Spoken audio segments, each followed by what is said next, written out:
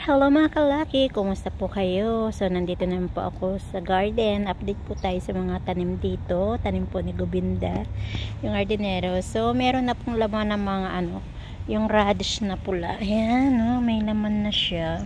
Parang kamote, diba? So marami na may laman dito. Ayun na, kung nakikita nyo nandun. Oops, yun kung ito yun, no? Diba? Binungkal ito, hindi ko alam ang tatanim kaya dito. Kaya tatanim dito. Ay, ang dami. Tatanda na naman po itong hindi nakakalimutan ko po mag-harvest ng talong. Ang daming ng talong. Dami pong bunga. Daming bunga, grabe. Yan guys, so. Ang dami niyang bunga, so hindi ako nakaka-harvest. Marami. So ayun, meron ng doon, meron na siyang kamatis. Dami oh. So ito po ang zucchini. Malapit na po rin po siya magkabunga, magkalaman. Meron na pong bulaklak. Ayun. Malapit na magkakabulaklak, ay malaman, may namumulaklak na po siya. Ayan tignan nyo po yung radish. Diba? Radish na pula. Labanos na pula. Ito naman po yung labanos na puti. Ayan may mga laman na rin po siya. May mga laman na rin po. Ayan Diba? Ang bilis po, parang kailan lang po ako nag-vlog dito, no? So ayan, parang kailan lang ako. Ito carrots naman siya. Mga ilang araw niya, yung itong zucchini na to, yan, may bulaklak na po siya. Mga ilang araw po yan, meron ng yan, magkakabunga na po siya. Mga next week yan.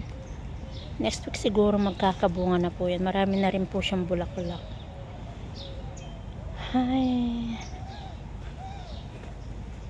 So, ito rin po yung coriander. Ayan po, coriander leaves. Coriander leaves. Diba? Ayan po, kinakain natin po yun sa Pilipinas, no? Ginugulay po natin. Parang spinach po ata yan sa English. So, sa atin, na kasi sa atin, nakalimutan ko na tuloy yung pangalan. So, ayan, meron na rin bunga ulit itong pigs. Ayan. Ayan. Yung isa rin na yun, may bunga na rin po siya. Marami na naman po siyang bunga. Ayan. Ayan. Ayan guys, and then punta po tayo dito. Nasaan yung ampalaya? Nabalutan po yung ampalaya na nakasalo na nitong kulitis pala. Yan, kulitis po pala sa Tagalog.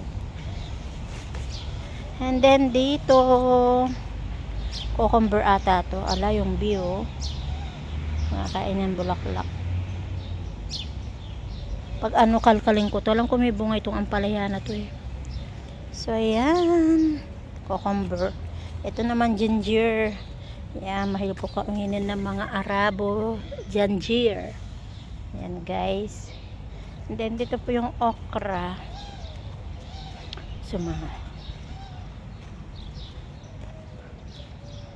ayan po ang mga okra. Ang bilis po tumanda ng okra, no? Parang kailang lang po ako nag-views dito na nag-vlog. Ayan ang okra. Marami na pong na-harvest yung tagaluto. Niluluto niya po yan. Ginigisa niya. Ayan. So, yan guys. Hanggang dito na lang ang aking video. Thanks for watching. See you on my next vlog po. Ayan po kamatis. Bye-bye. Ingat po lagi. Saan man tayo naroroon. Lalo na po mga OFW yung kamukha ko. Bye.